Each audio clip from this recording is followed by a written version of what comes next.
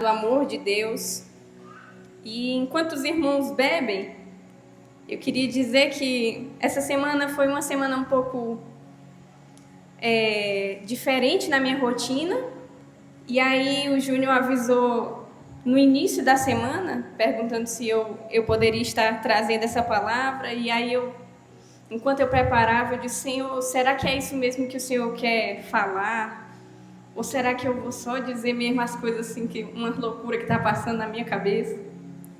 Mas hoje, meus irmãos, enquanto a gente compartilhava no ensaio, fazendo o nosso momento devocional como Ministério de Louvor,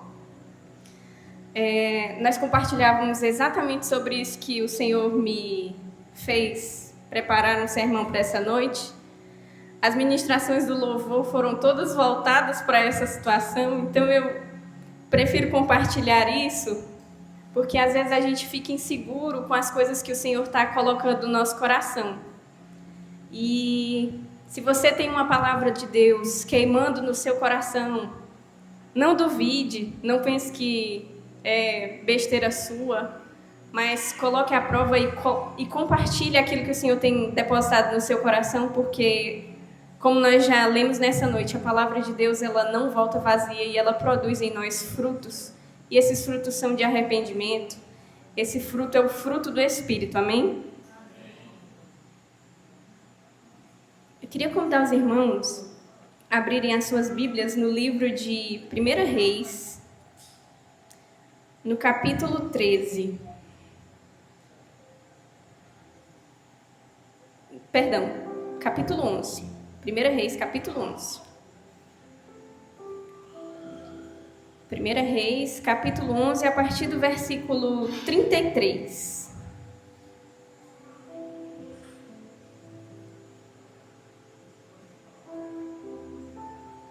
Quem achou, diz glória a Deus. Quem não achou, diz misericórdia. Agora, no plano de leitura, dá para aprender direitinho a ordem dos livros da Bíblia. Quem não estiver achando que estiver dizendo que o diabo roubou o primeiro rei da Bíblia. Amém, meus irmãos? 1 Reis, capítulo 11, versículo 33, diz o seguinte: Porque Salomão me abandonou e se inclinou diante de Astarote, deusa dos Sidônios, diante de Quemos, Deus de Moabe, e diante de Milcom, Deus dos filhos de Amon. Ele não andou nos meus caminhos para fazer o que é reto aos meus olhos, a saber, para guardar os meus estatutos e os meus juízos, como fez Davi, seu pai. Porém, não vou tirar de Salomão o reino todo. Pelo contrário, farei com que ele governe durante todos os dias da sua vida, por amor a Davi, meu servo, que escolhi e que guardou os meus mandamentos e os meus estatutos. Mas da mão do filho de Salomão tomarei o reino, a saber, as 10 tribos, e darei a você. E ao filho dele darei uma tribo, para que Davi, meu servo, tenha sempre uma lâmpada diante de mim em Jerusalém, a cidade que escolhi para pôr ali o meu nome. Quanto a você, eu tomarei e você reinará sobre tudo que desejar a sua alma, e você será rei sobre Israel. Se você ouvir tudo o que eu lhe ordenar e andar nos meus caminhos, e fizer o que é reto aos meus olhos, guardando os meus estatutos e os meus mandamentos, como fez Davi, meu servo, eu estarei com você, e lhe edificarei uma casa estável, como edifiquei para Davi, e darei Israel a você. Eu queria pedir para os irmãos repetirem comigo só essa partezinha aqui do versículo 38. E lhe edificarei uma casa estável. Meus irmãos, aqui, Marcelo está empolgado.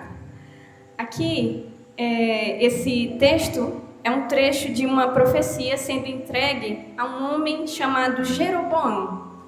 Jeroboão, ele era um servo de Salomão, que ele foi visto pelo rei como um bom servo. Acontece que Salomão, como nós lemos no verso 33 e 34, ele acabou um homem tão sábio que escreveu tantos conselhos na palavra do Senhor, acaba se rendendo à idolatria e termina os seus dias como um rei idólatra que não pratica a vontade do Senhor e um rei que era duro ao seu povo. E aí o que acontece? Jeroboão, mesmo tendo achado graça aos olhos do rei, se rebela contra Salomão. Salomão diz: eu tenho é que matar esse homem, porque se ele é um bom servo, certamente ele consegue ocupar o meu lugar. Jeroboão foge para o Egito e, ao fim dos dias do rei Salomão, o seu filho assume o reino. Jeroboão, sabendo que Salomão morreu, disse: está no ponto de eu voltar, não tem ninguém mais me ameaçando. Volta. E o que o povo lembra? Rapaz, esse homem se revoltou contra o rei porque o rei estava sendo duro com a gente. Nós vamos chamar ele para ele representar a gente e falar com o filho de Salomão. Quem sabe ele não mude? E a Bíblia fala que Jeroboão lidera esses homens diante do rei Roboão. E eles falam: olha, o reinado do seu pai era muito duro, era muito difícil, a gente trabalhava muito. E aí o rei pede 3 dias para se aconselhar.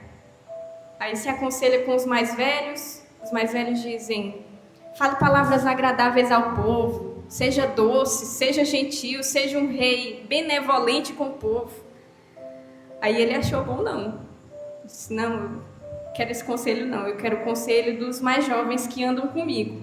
Se aconselhou com pessoas mais jovens, e aí os mais jovens dizendo: tu tem que dizer para eles que agora vai ser muito pior, que tu é um rei com sangue no olho.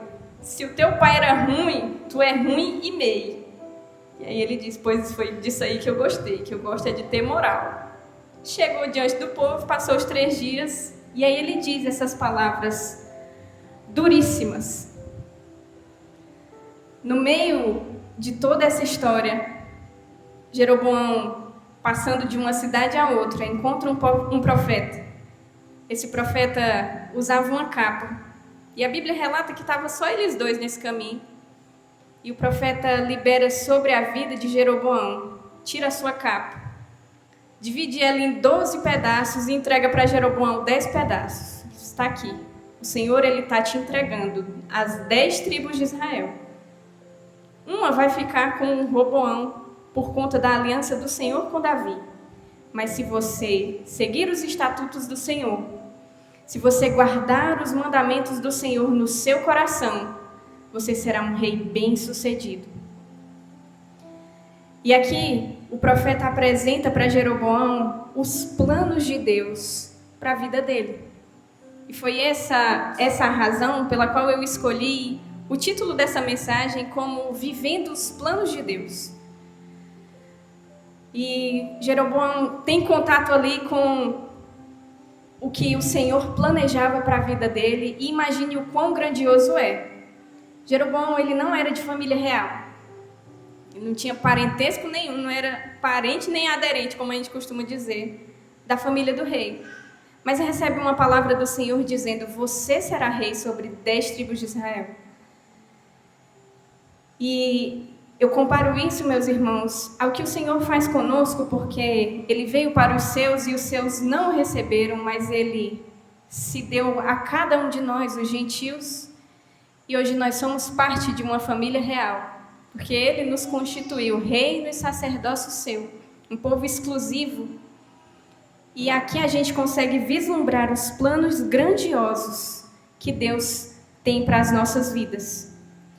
E eu pedi para os irmãos repetirem uma promessa interessante nessa profecia que foi liberada à vida de Jeroboão, porque ao fim do versículo 38, o profeta diz: e darei a você uma casa estável. Os irmãos vão lembrar que após o pecado de Davi, foi lançado sobre ele que a espada não se apartaria da casa dele. Então nós temos um reinado ainda que bem sucedido, apoio dos seus filhos. Nós temos guerras, aflições, e a espada realmente não se apartou da casa deles. E aí o Senhor promete a Jeroboão uma casa estável, uma casa em paz, uma casa tranquila, uma casa onde não faltará nada. Quantos querem uma casa estável? Vocês almejam, né? Pouco boleto para pagar, graças a Deus.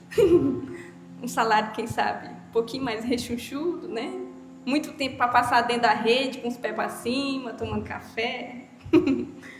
Família bem criada. O Senhor prometeu a Jeroboão essas coisas caso ele guardasse os seus mandamentos.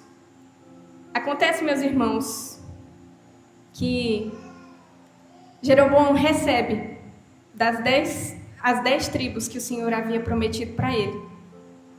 Roboão, e aí é onde o reino de Israel se divide. Jeroboão fica reinando sobre a parte norte de Israel e Roboão fica apenas com a tribo de Judá e a tribo de Benjamim. E aí surge um medo no coração de Jeroboão. Agora que deu certo, passou-se um tempo, o povo quer adorar a Deus, e aí se esse povo quiser voltar para Israel e ver Roboão e desejar voltar para o reinado de Roboão, esse povo vai me deixar e eu vou ficar aqui sem ninguém. E aí nada do que o Senhor me prometeu vai se cumprir. Eu não vou ter um reinado estável, não vou ter uma casa estável. Isso, caso os irmãos queiram ler depois, está lá a partir do versículo 25 do capítulo 12. E aí, meus irmãos, qual é a grande ideia, o grande plano de Jeroboão para resolver o problema, para não ficar sem reinado? Esse povo não vai sair daqui, eu preciso dar um jeito deles adorarem aqui. Manda fazer aí bezerro de ouro, todo bicho de ouro que vocês vão cultuar é aqui, porque tá aí o Deus de vocês. E Jeroboão faz um altar, faz um negócio bem feito mesmo, que ele não queria que o povo achasse que o que ficou para trás era melhor do que a coisa furreca que ele tinha feito. Fez um negócio bem feito, fez bezerro de ouro, fez estátuas, fez altar. E aí, meus irmãos, a palavra do Senhor veio mais uma vez a ele. Ele sobe para oferecer sacrifício. Um profeta vem e diz assim: olha, não foi isso aí que eu tinha preparado para você. Você está fazendo do meu povo agora um povo idólatra. E aí eu não tinha te prometido essas coisas se você fosse desobediente. Eu queria te dar uma casa estável se você guardasse os meus estatutos, se você obedecesse os meus mandamentos. Não se você fizesse o povo adorar a um Deus que não o Deus de Israel. E eu fico pensando, meus irmãos, que essa atitude dele foi puramente por querer manter o seu eu no trono. E quantas vezes eu e você queremos manter as nossas vontades acima de qualquer coisa? Nós traçamos planos, fazemos metas, projetos, e às vezes qualquer coisa que ameace fugir do que nós planejamos, nós dizemos, não, de jeito nenhum. Eu vou fazer bem aqui, do meu jeito, da minha forma, da minha maneira. O mundo, ele prega hoje que você precisa ser um paizão e uma mãezona. E aí você começa a ver assim, se eu repreender meu filho demais, conforme está na Bíblia, vai se zangar comigo. Para eu ter uma casa estável, talvez a Bíblia não seja o melhor caminho. Preciso talvez ser mais doce, menos duro. E aí você é um paizão e uma mãezona, mas o seu filho não tem limites, não conhece o certo e o errado, e quando ele chega na escola, que ele vê o que é errado, ele não tem parâmetro para entender o que é bom, o que é ruim. Você jovem, eu jovem, que eu não sou velha, está repreendido. Traça metas. Eu quero essa faculdade, eu quero fazer isso, eu quero trabalhar com isso. Ainda que me custe. Depois, quando eu tiver estabilidade financeira, talvez eu consiga voltar a ir à igreja, a me dedicar mais a discipular os meus irmãos, mas por enquanto eu preciso conquistar essas coisas. Então eu preciso gastar o meu tempo atrás de trabalho, de estudo, de dinheiro. Porque você quer uma vida estável. Você quer uma casa estável. E para manter o nosso eu no poder, no senhorio da nossa vida, para que as rédeas não saiam das nossas mãos, aí a gente constrói os nossos próprios bezerrinhos. Às vezes nem é de ouro, porque tem uns planos da gente que são muito bestas. Às vezes a gente constrói umas coisinhas mesmo de barro. E idolatra aquilo e trata aquilo como se fosse a nossa vida. Ama aquilo mais que o Senhor. E, meus irmãos, quando Jeroboão sobe no altar para oferecer o seu sacrifício, a Bíblia diz que o profeta chega e ele, estendendo a mão para oferecer o sacrifício, a mão dele seca. E aí ele não consegue fazer mais nada. Aí ele se agoniou, ele disse: meu Deus, tudo que eu planejei, agora minha mão secou, não vai para frente nem para trás. Profeta, pede ao teu Deus para voltar minha mão ao normal. Aí o profeta vai e ora, a mão volta ao normal. E o bicho não se arrepende. Continua vivendo a vida do seu jeito. Escolhe fazer os seus sonhos, os seus planos, com medo de perder um povo que o Senhor tinha dado nas mãos dele. Meus irmãos, agora, se nós voltarmos ao início dos versículos que nós lemos, onde o Senhor faz promessas poderosas para esse homem. Você imagina agora ele viver a vida, talvez do jeito que ele quis. Ele não perdeu o povo, se assustou um pouquinho que a mão secou, mas orou, voltou ao normal, ele continuou vivendo a vida dele do mesmo jeito. Ele teve um reinado sobre as 10 tribos de Israel. Talvez na cabeça dele estivesse tudo bem, e ele estivesse vivendo exatamente aquilo que Deus disse que ele iria viver. Mas a verdade é que Jeroboão estava completamente distante dos planos que Deus tinha para a vida dele. Porque os planos de Deus para as nossas vidas, meus irmãos, eles não começam nos dando uma vida terrena plena. Mas eles têm a ver com a eternidade. E Jeroboão ignorou todas essas coisas para viver uma vida ao seu bel prazer. E quantas vezes eu e você não afrouxamos as rédeas para o pecado? Nosso muro, às vezes, para alguns pecados é bem baixinho, para outros é lá em cima. Nós compactuamos com coisas erradas. E, meus irmãos, o pecado, nós somos tentados, e nós falávamos sobre isso até no ensaio hoje, que essas tribulações é até morrer. Essa carne velha vai dar trabalho até o nosso corpo ser transformado em um corpo de glória. Então, você vai passar por provações, por tentações, mas nós temos um Deus que nos envia o escape no momento exato, na hora necessária, que não nos deixa só, que vivifica o nosso espírito através da sua palavra. Mas por diversas vezes o pecado vem na nossa porta e a gente diz assim: nem pequei, mas também fica aí. Hoje, se a gente olhar para o cenário da igreja no Brasil, isso, considerando os escândalos, nós nunca tivemos tantos escândalos de adultério sendo expostos. E essas coisas não começam com... Vou falar aqui, meus irmãos, lá no Manaim tinha uma senhora que ela tinha problemas mentais, e aí ela chegava no ensaio do louvor e ela vinha vestida com umas 5 blusas. E na hora que ela chegava na frente do altar, ela começava a tirar um por um, corria e tirava. Mas o adultério, meus irmãos, não acontece. Ninguém chega na sua frente de repente. É uma conversa, é um abraço, é um jeitinho diferente, é uma mensagem no WhatsApp no horário inoportuno, é um vídeo num grupo do WhatsApp que não era para estar lá. Uma mentira, ela não começa ali planeja.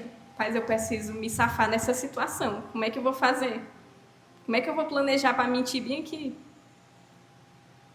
E nós vamos dando brecha e o muro vai ficando baixo e os limites vão ficando quase inexistentes e de repente, em troca de uma vida estável, nós não estamos vivendo os planos de Deus para a nossa vida. Porque nós negociamos com pequenas coisas, com poucas coisas, para não perder as rédeas da nossa vida, para não perder o poder, não perder o reino dos nossos sonhos, das nossas metas, dos nossos planos. E foi isso que aconteceu com Jeroboão.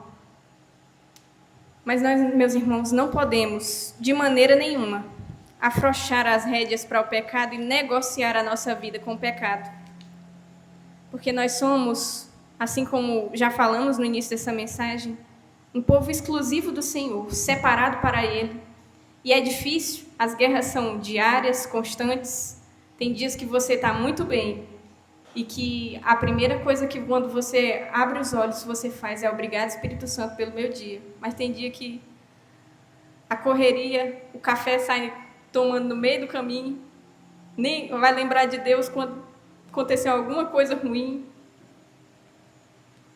Mas o Senhor, Ele precisa todos os dias ser o centro da nossa vida, para que a gente consiga viver exatamente aquilo que Ele planejou para cada um de nós.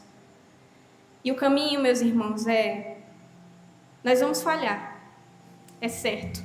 Como eu e você, desde o dia que a gente se converteu, me converti com 12 anos de idade, num culto sem energia.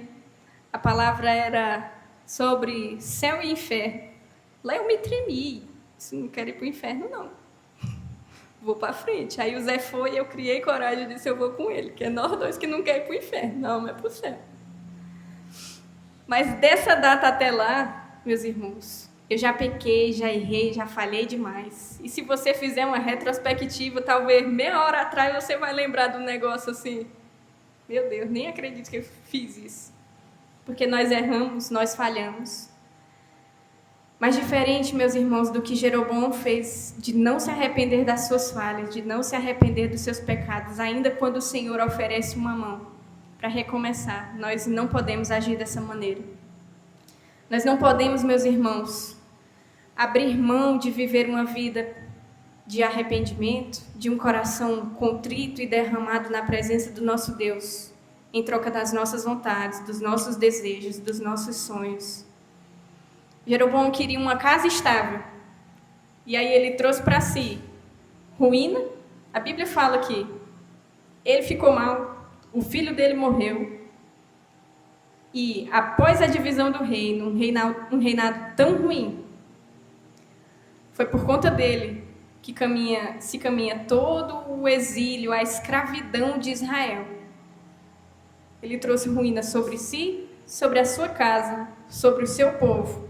Tudo porque queria fazer as vontades dele, ainda que estivesse esperando só uma casa estável. Agora imagine, meus irmãos, chegar no fim da vida, tendo recebido uma palavra tão poderosa como essa, e perceber que você não viveu nenhum dos planos que Deus tinha para a sua vida. Ele estava no reino. Ele estava governando sobre as 10 tribos de Israel. Mas não eram os planos que Deus tinha para a vida dele.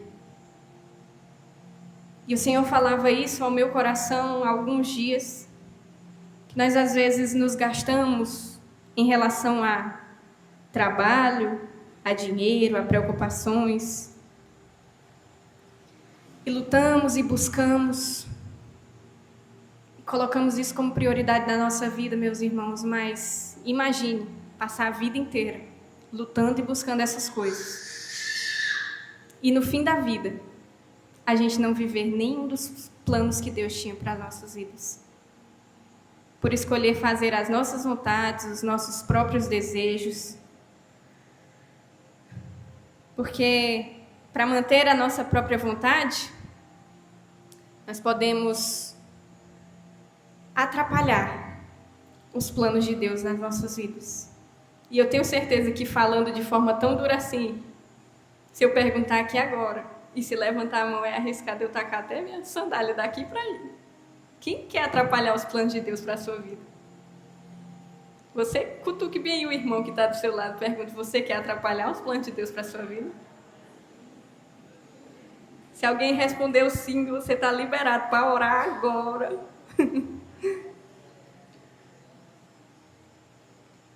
Porque, meus irmãos, o próprio Salomão vai escrever que tudo é vaidade, todas essas coisas são vaidade. E nós podemos gastar toda a nossa energia atrás de coisas que são boas. Ter uma casa estável é bom. Não precisa ser uma conta rechonchuda, não. Basta ter o de pagar as contas, não está bom? Não ter aquele boleto atrasado. Ter sua família, ter seus filhos, criá-los na presença de Deus. Todas essas coisas são boas. Mas às vezes a gente se gasta tanto para fazer essas coisas e acaba deixando os planos que Deus tem para cada um de nós de lado.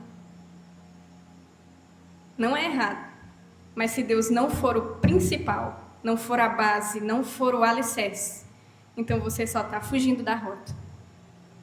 Porque os planos de Deus, meus irmãos, assim como eu falei, eles não têm a ver só com uma vida plena aqui nessa terra.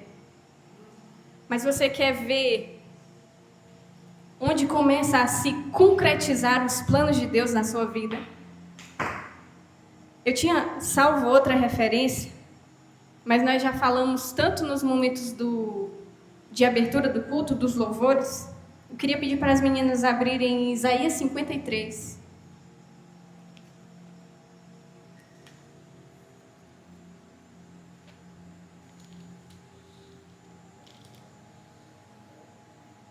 A partir do versículo 4. Certamente Ele tomou sobre si as nossas enfermidades e as nossas dores levou sobre si. E nós o considerávamos como aflito, ferido de Deus e oprimido. Próximo. Mas Ele foi traspassado por causa das nossas transgressões e esmagado por causa das nossas iniquidades. O castigo que nos traz a paz estava sobre Ele, e pelas suas pisaduras nós fomos sarados. Os planos do Senhor para a sua vida, meus irmãos, eles começam a se concretizar com o pagamento de uma dívida que nem eu e nem você éramos capazes de pagar. Mas Ele diz, eu tenho um plano para este povo. Vira para o irmão que está do seu lado e diz, Deus tem um plano para a sua vida. Esse plano, meu irmão, ele começou na cruz do Calvário, com o nosso rei desfigurado,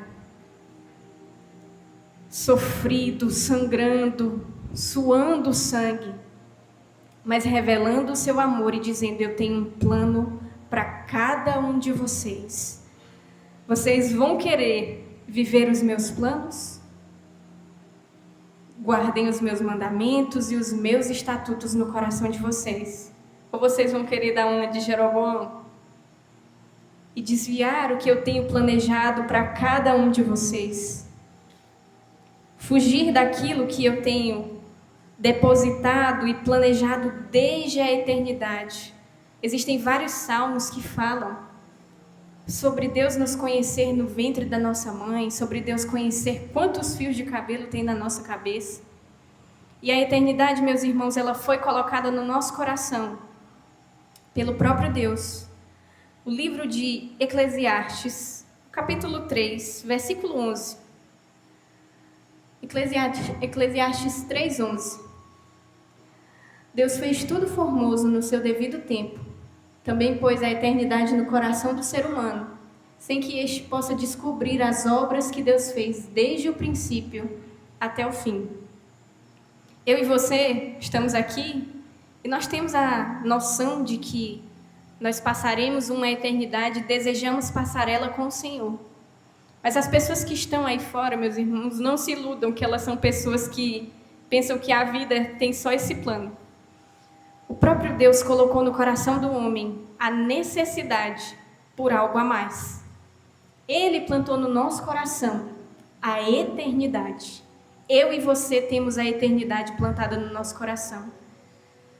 E é por isso que muito se fala sobre um vazio no coração do homem que só o Senhor pode preencher.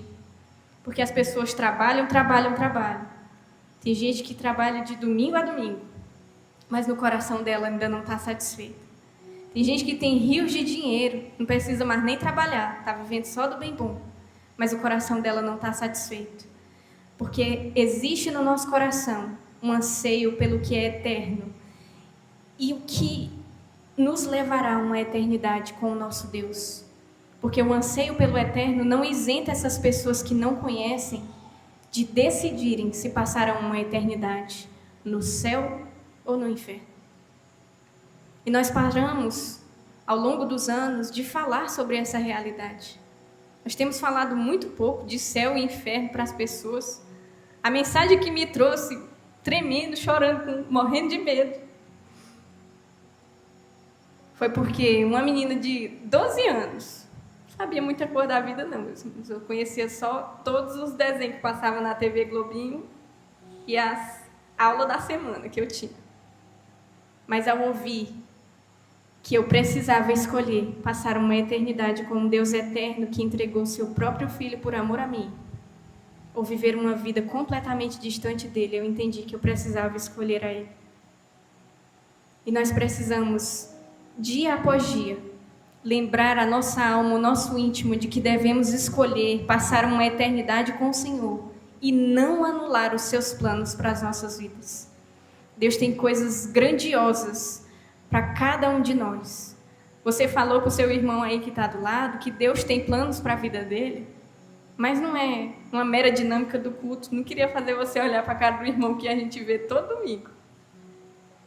Não é da boca para fora, mas é uma realidade. Sabe por quê? Isaías, no capítulo 64,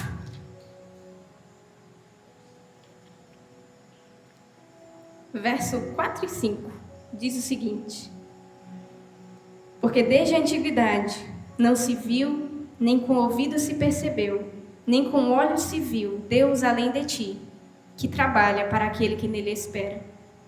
Tu sais ao encontro daquele que com alegria pratica a justiça, daqueles que se lembram de ti nos teus caminhos.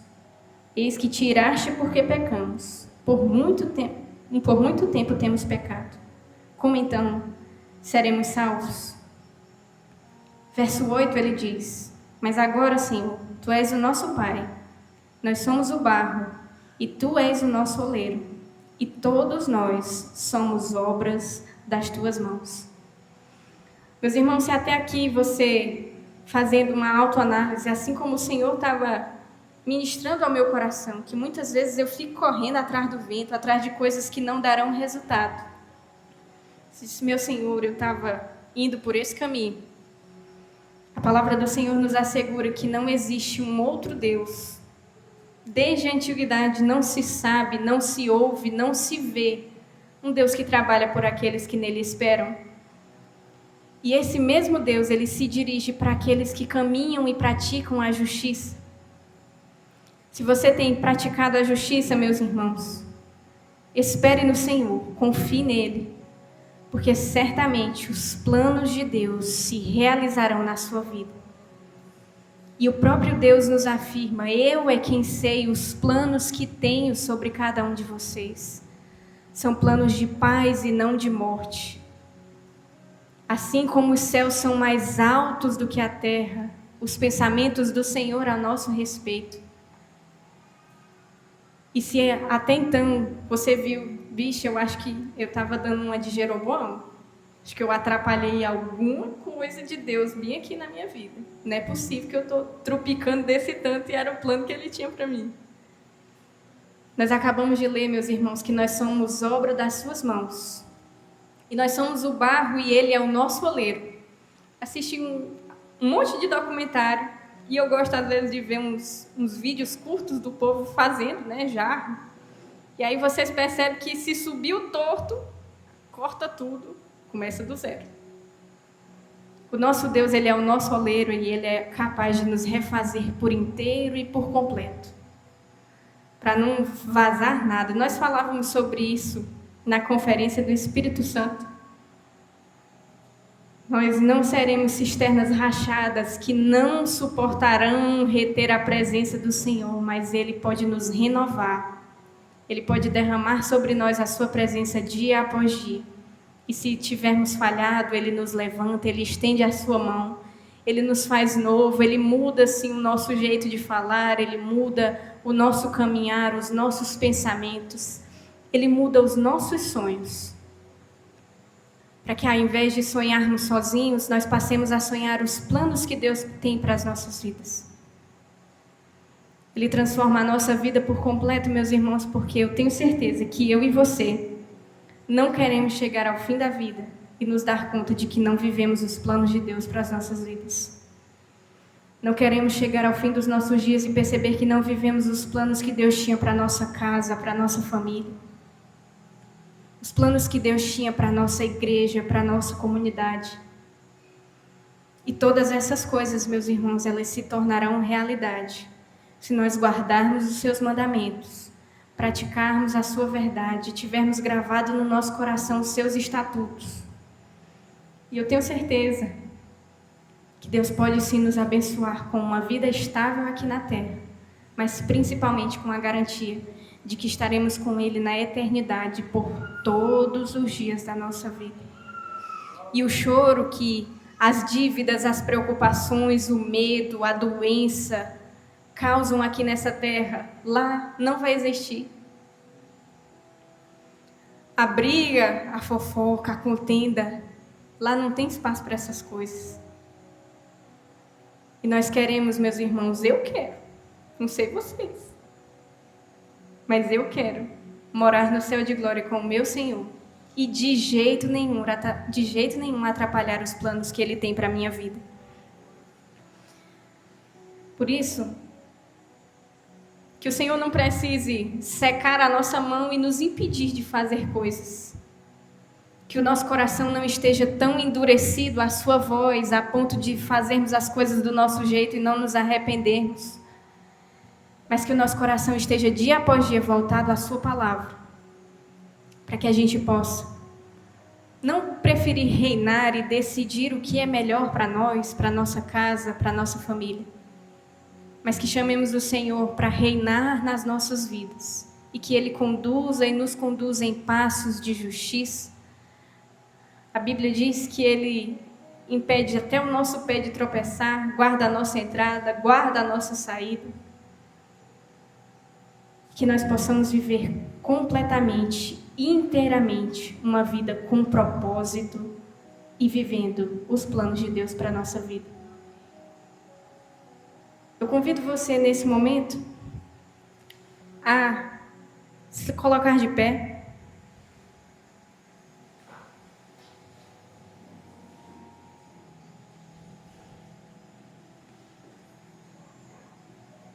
E eu sei, meus irmãos, que se vocês forem que nem eu, que vê até um carro passando na rua e diz assim, um dia eu vou andar dentro desse daí, você deve ter muitos sonhos a respeito de muitas coisas. Você deve ter planejado a sua casa dos sonhos, você deve ter planejado, acho que o Mauricílio já planejou até a escola perfeita que os 3 filhos vão estudar. Nós planejamos muitas coisas, sonhamos muitas coisas. E eu convido você nesse momento a apresentar os seus sonhos diante de Deus, porque o nosso Deus, Ele não é um Deus ruim e um Deus que se incomoda com os nossos sonhos. Mas Ele é um Deus muito mais interessado em fazer a gente viver o sonho que Ele tem para as nossas vidas. Ainda que a gente precise abrir mão de alguma coisa, ainda que a gente precise recalcular a rota, fazer um esforço, mas é preferível viver os sonhos e os planos de Deus para a nossa vida. Feche os seus olhos e comece a colocar diante do Senhor os seus sonhos.